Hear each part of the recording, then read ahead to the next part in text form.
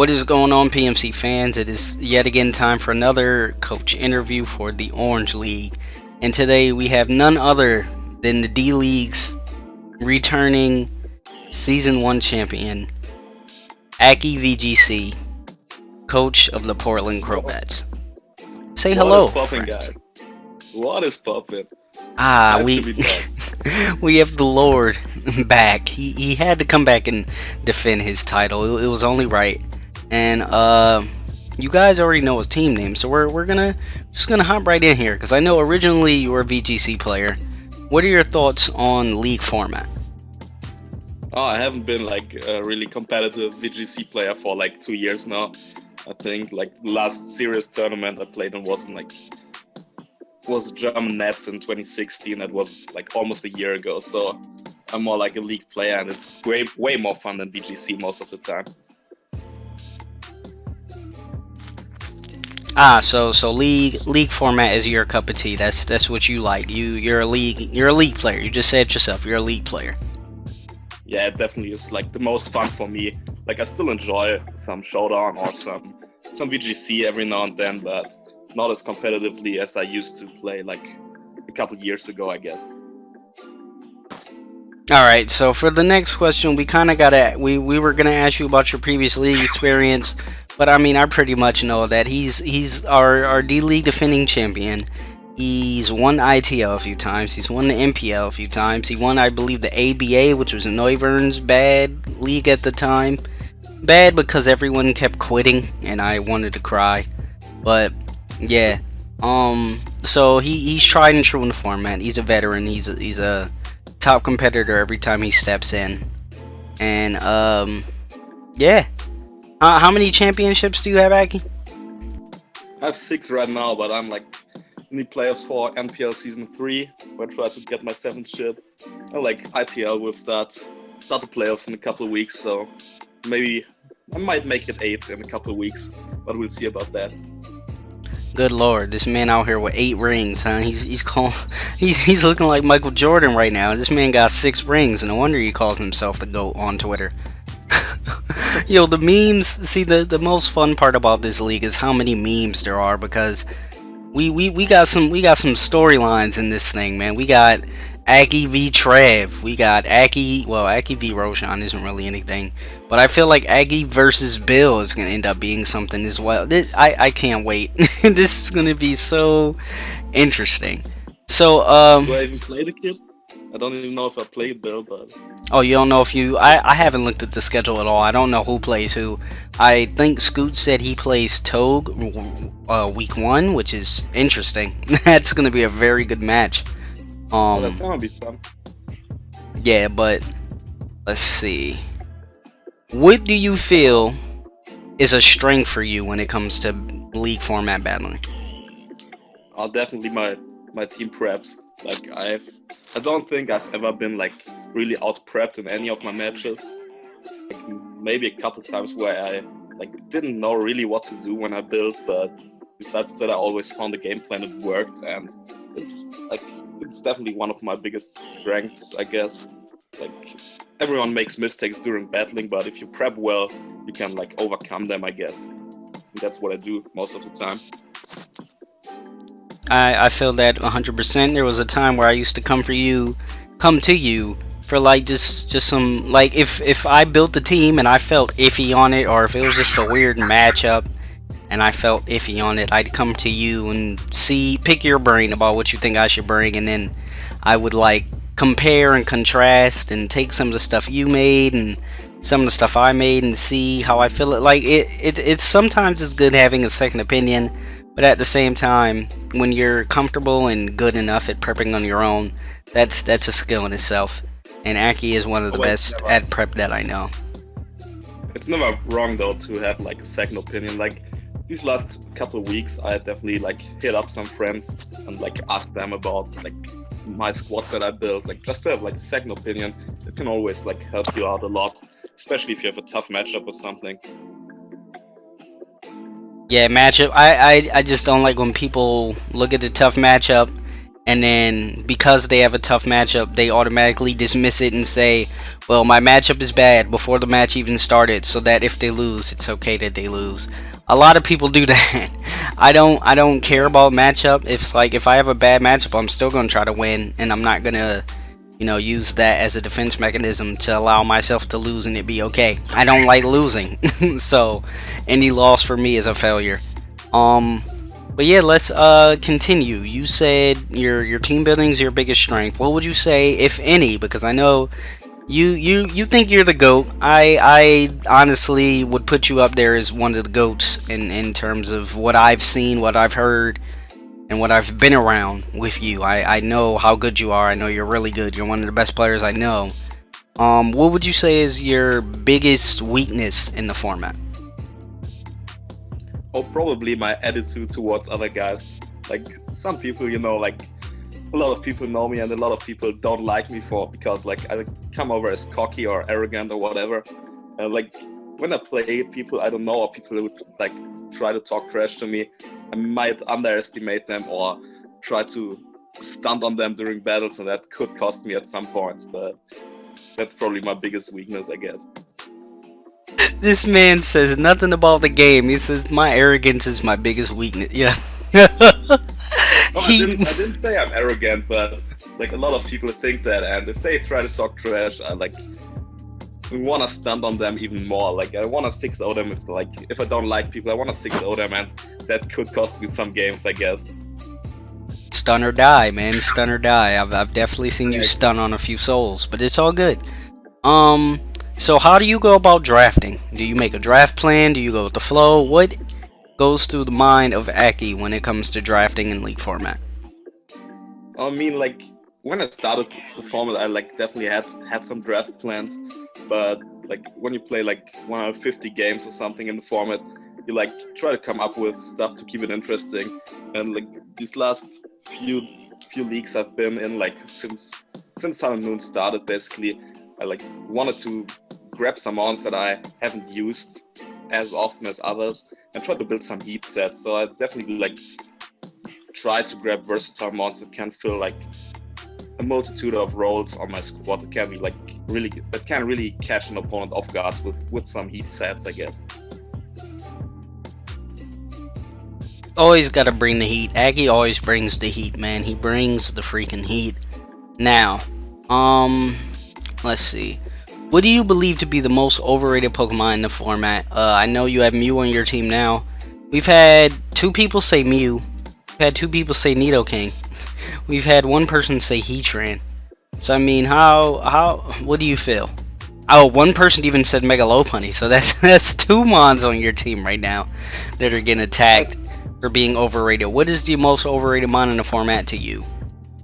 Well, I think it really depends. Like usually I would say the most overrated mons are stuff like Cresselia or Blissey or Chansey, but right now they aren't even overrated because people recognized how to deal with them accordingly. So definitely changed, I guess.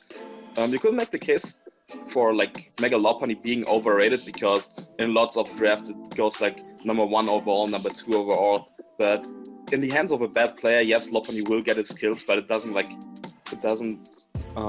make prepping as hard as other like top threats in the format do, like for example Mega Gardevoir or Tapu Lele or something that you really like have to have a specific game plan for. Like Lopunny is easily dealt with if you like know what it does and if you like identify on which mons it can come in on your squad and stuff like that. So you can't make the case that it's overrated, even though like it always gets some kills. But the most overrated mons right now, I don't really know. Like a lot of things changed in this like new generation with like new moves coming in, all these Z moves. Like every mon has a role on squads right now. I don't think anything is really overrated, to be honest.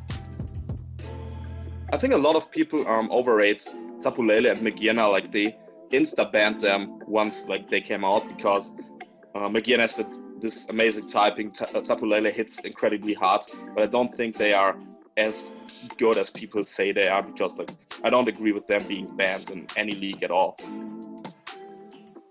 Yeah, you know from D League season one, I'm one of the people that like letting things in just because Pokemon is a game, and we should be having fun, not being strict and banning everything. But when you let a few things in, everyone cries and says that the tiers are broken, and you let these monsters in and stuff like that. But yeah, I mean, I would have 100% liked Magearna in. I would have 100% wanted Tabalele in, 'cause even though yes, it has few switch-ins, you can deal with it. Like it in league format where you have to prep for stuff like that. I mean, it's it's easier to deal with stuff when you know you have to deal with it. But again, who am I to judge? Who am I to judge? Now, what mon do you feel is the most underappreciated or the most underrated in this format? Well, as you said, like a lot of people said, like Mew was overrated, but I really think that in the hands of a good player, it's like a really big threat. Like because it can do basically anything, can fill any role, can be super hard to kill, it can set up and like be a sweeper. And I think a lot of people underestimate that, like what Mew can do. That might be because like Mew is run defensively very often because it checks so many stuff with like a Will-O-Wisp set and like just as a mon that can chew hits and roost up on them and shit like that. But in the hands of a good player, Mew is like a huge threat, and that makes it pretty underrated, I think. Like if a bad player uses it, yes, it will be defensive almost all the time. Maybe a little setup here every now and then, but a lot of players don't know what Mew actually can do, like besides being a defensive mon and maybe like a Calm Mind variant or a stall breaker with nasty plot and taunt and something like that. But Mew can do a plethora of things, and I think it's still underrated despite like always putting in the work if it comes to a match. Fair enough. My boy just made his case for Mew. And me, as a person who has played him with Mew, he 6-0'd me with Mew. And it was literally because I literally took Roar off of my Suicune and forgot that I did that. And then because of that, I let him set up the +6, and I was like, well, that's GG. Yeah, I remember that game. That was fun. I was like, holy moly. I was like, I can just go into Suicune here and click shit. It's literally what happened. I was like, oh my god, well, that's that. I had time to click that X.